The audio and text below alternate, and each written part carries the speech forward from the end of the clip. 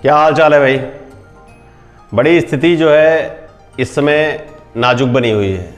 आप लोग की सोच को लेकर, आप लोग की नौकरी को लेकर, आप लोग की सफलता को लेकर कुछ ना कुछ तो कमी है कि आप अपने घर पर बिल्कुल निश्चिंतवादिता को लिए ग्रहण किए हुए बैठे हुए हैं। वो लाइन है ना, सफ़र में धूप तो होगी निकल सको तो चलो। आपको भी महाराज लोग घर से निकलना पड़ेगा। मौसम है बरसात का, पता लगे घर से निकलने में दिक्कत हो रही है, जैसे आमलो वर्षा हो रही हो। आपको पढ़ने के लिए एक प्लान तय करना पड़ेगा। कंपटीशन में भीड़ बहुत है, कंपटीशन का लेवल लगातार परिवर्तित हो रहा है, इसलिए आप अब सरकार पर भी आरोप प्रत्यारोप नहीं लगा सकते कि वैकेंसी नहीं आ रही है। अनगिनत वैकेंसियां हैं, आप केवल अपने आप को उसमें प्रतिभाग नहीं कर पा रहे हैं क्योंकि आप घर पर ये बताना चाहते हैं कि भैया हम तो परीक्षा कराई ही नहीं जा रही, तो परीक्षा कहाँ से देंगे। ये मानसिकता आप घर पर सेट करना चाहते हैं अपने गार्जियन को। ये मानसिकता निकाल दीजिए। मैंने अनगिनत बार कहा, 1 जनवरी 2023 को भी कार्यक्रम हुआ था कौटिल्या बलरामपुर में। उस दिन भी मैंने कहा था कि 2023 नौकरी का वर्ष है और 31 दिसंबर 2023 तक बहुत नौकरियां आएंगी। उसके अनगिनत उदाहरण आपको सेंट्रल गवर्नमेंट की तरफ से भी दिखाई पड़ रहे हैं। एसएससी की सारी वैकेंसी फुल नहीं होती, उसके पहले दूसरी वैकेंसी आ जाती है। एसएससी सीएचएसएल चल रहा था, तब तक एमटीएस की दूसरी वैकेंसी आ गई। एसएससी सीजीएल का फॉर्म भरा गया, उसके रिजल्ट आए। लगातार ये चीज़ें चल रही हैं कि मतलब वैकेंसी की कमी नहीं है, केवल कमी हमारे मनोवेग में है, हमारी अंतर आत्मा में है कि हम पढ़ नहीं रहे हैं तो हम सोचें भैया लो सरकार पर ही आरोप लगा दें, वैकेंसी आती ही नहीं है। दूसरा आरोप क्या लगाते हैं कि वैकेंसी फुलफिल नहीं होती।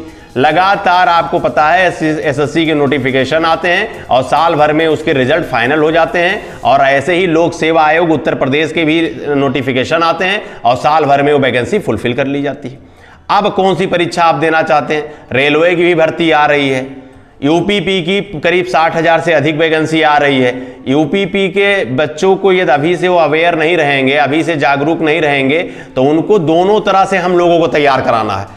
एक तो क्लासेज लगातार चल ही रही हैं और मैं चाहता हूं कि जो बच्चा हो 8th क्लास कर रहा है तो कम से कम 1.5 से 2 महीने बाद वो फिजिकल की क्लास भी करने लगे। फिजिकल मान लीजिए कई बच्चों ने रिस्पॉन्स किया था कि भैया बहुत कठिन नहीं है, कोई बात नहीं है, लेकिन इतना जरूर कठिन है कि आपको रिटन पास करने के बाद फिजिकल पास होंगे या नहीं होंगे, ये डर कौटिल्या बलरामपुर में आने के बाद बंद हो जाएगा।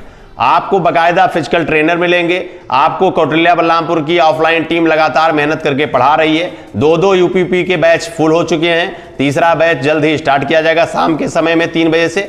लेकिन मैं ये चाहता हूं वो स्थिति ना हो कि भैया फुल तो है, 40-40 बच्चे बैठ रहे हैं, 30-30 बच्चे बैठ रहे हैं, सेलेक्ट कितने होंगे? सिलेक्शन मुझे 100% चाहिए। कौटिल्या बलरामपुर का मतलब है कि 100% रिजल्ट आना चाहिए और एक एक विद्यार्थी मुझे सिलेक्ट चाहिए। जिस भी बैच में आप बैठे हैं तो मुझे नौकरी आपकी दिखाई पड़े कि आप सरकारी नौकरी के योग्य हैं और आप सरकारी नौकरी पाएंगे ही पाएंगे। दूसरा तनाव चल रहा है, बिहार टीचर ने वैकेंसी निकाली, बिहार लोक सेवा आयोग ने टीचर की। यूपी को अवसर मिला, यूपी के विद्यार्थी दे सकते हैं, उसमें भी सामंजस्य बन रहा है कि भैया हम फॉर्म डालें या ना डालें, कोर्ट से स्टे आ जाएगा। वो बाद की गतिविधियां हैं महाराज लोग। पहले फॉर्म डालिए, पढ़िए, रिजल्ट क्या होगा, कैसे स्टे आएगा, कोर्ट क्या डिसीजन देगा, ये उन पर छोड़िए। नौकरी कभी भी आपको आपके आंगन में नहीं मिलने वाली है। नौकरी के लिए आपको अपने घर से निकलना ही पड़ेगा, कुछ दूर चलना ही पड़ेगा, और वो दूरी कम उम्र में तय कर ली जाए तो ज्यादा अच्छी बात है।